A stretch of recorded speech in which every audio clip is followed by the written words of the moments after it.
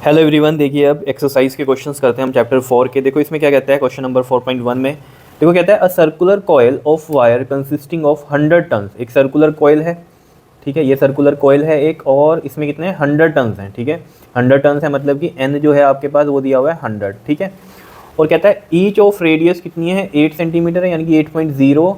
तो यानी कि यहाँ पर जो रेडियस है वो कितनी है, 8.0 सेंटीमीटर, मतलब कितनी हो गई ये 8 सेंटीमीटर ही बोल सकते हैं हम इसको। इसका पॉइंट आएंगे तो 10 लगेगा, ये देख लो 8 सेंटीमीटर ही आ रही है।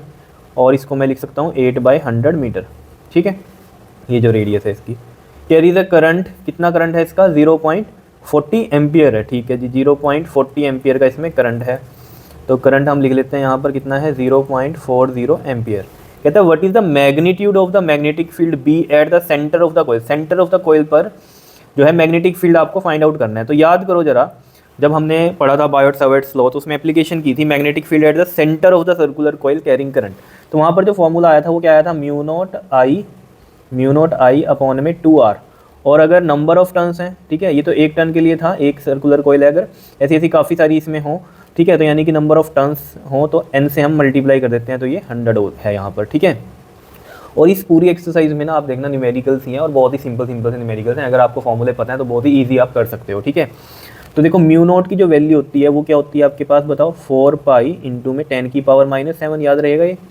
आई कितना है हमारे पास, 0.40 है, ठीक, और एन है 100, और ये रहा हमारे पास 2 इंटू में आर कितना है 8 सेंटीमीटर, यानी कि 8/100, ठीक है। तो वो 100 ऊपर चला गया और ये पॉइंट हटेगा, इसका 100 यहाँ आ गया, ठीक है। 0.40 का पॉइंट हटा तो वो 100 यहाँ आ गया, ये 100 से 100 गया ये, ठीक है।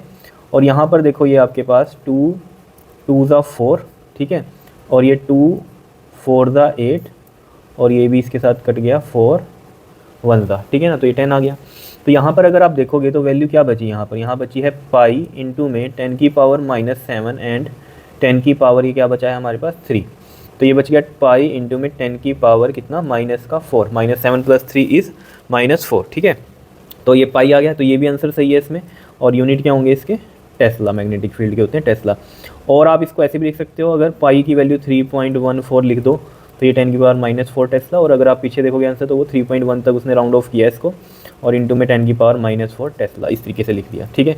तो ये भी आंसर सही है आपका और ये भी आंसर सही है। क्लियर है, बताओ आया समझ में क्वेश्चन। बिल्कुल सिंपल था कि मैग्नेटिक फील्ड जो है सेंटर पर सर्कुलर कॉइल के, तो वो वाला फॉर्मूला लगा हमारे पास म्यू नॉट आई अपॉन में 2r, और नंबर ऑफ टर्न्स के लिए फिर n से भी हम मल्टीप्लाई करते हैं, तो ये इस तरीके से मैग्नेटिक फील्ड आ गया सेंटर ऑफ द कॉइल पर। क्लियर, तो ये करो क्वेश्चन, नेक्स्ट वीडियो में हम नेक्स्ट क्वेश्चन करते हैं। क्लियर, ओके जी, थैंक यू।